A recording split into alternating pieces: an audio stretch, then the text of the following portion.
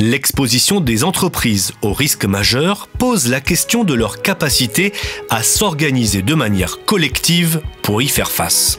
Il s'agit tout à la fois de limiter les dommages, mais aussi de faciliter la reprise économique. Pour aborder ces questions, l'atelier s'est penché sur le cas concret des commerces situés dans le centre-ville de la commune du François. Un centre-ville situé en littoral côté Atlantique et affecté par un risque d'inondation et de submersion marine. Face à ces risques, toutes les entreprises ne présentent pas le même niveau de résilience. On distingue trois types d'entreprises. Donc les entreprises qui vont être d'utilité publique, entre guillemets, celles qui assurent les réseaux d'eau, les réseaux d'électricité, etc. Eux, ils sont prêts. Ils ont en fait une obligation de service qui fait qu'en fait, ils sont obligés de se tenir prêts à toute éventualité. Ensuite, on a les entreprises qui sont sensibilisées et donc qui petit à petit montent en compétences. Elles forment leurs salariés, elles achètent des équipements. Bon, ça manque encore un petit peu de structure, mais il y a quand même pas mal d'acteurs dans la dynamique.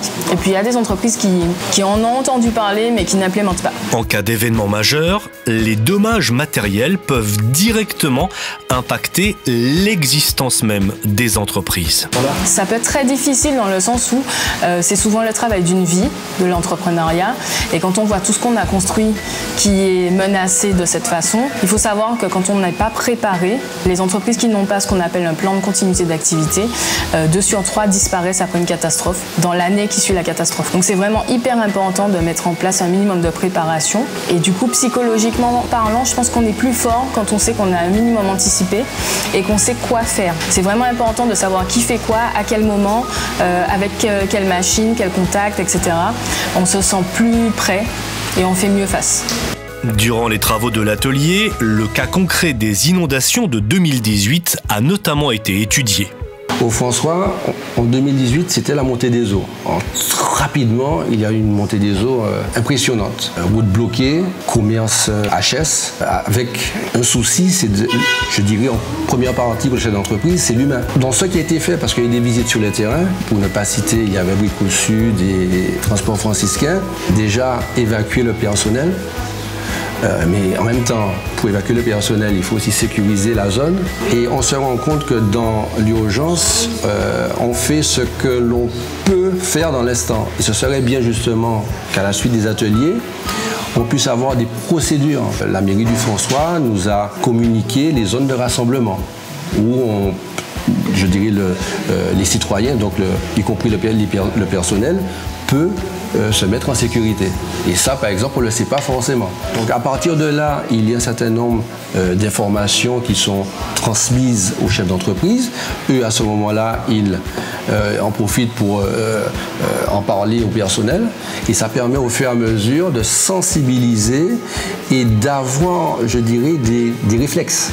La Chambre de commerce de Martinique, l'association des commerçants récemment créée et la municipalité du François travaillent désormais en collaboration pour répondre à ces enjeux centraux. Nous sommes vraiment dans une situation, mais un territoire à risque.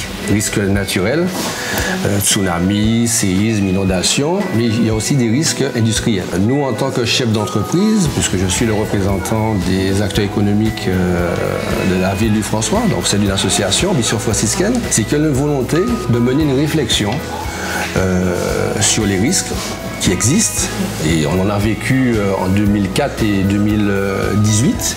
2004, les glissements de terrain, 2018, les inondations, qui nous amènent à un constat, c'est qu'il y a danger pour l'humain, traumatisme, destruction aussi de l'outil industriel de l'entreprise. Donc mener une réflexion pour éviter toutes ces conséquences-là. Donc il est préférable de prévenir que de guérir. Donc par rapport à ces ateliers, il y a une réflexion qui est à mener, tant au niveau individuel, au niveau de différentes structures, qu'au niveau collectif.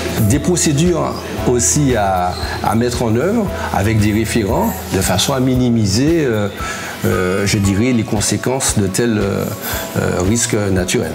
Attractivité des commerces, signalétique, accessibilité de la clientèle, mais aussi réduction de la vulnérabilité, autant de chantiers encore en cours pour les entreprises du François.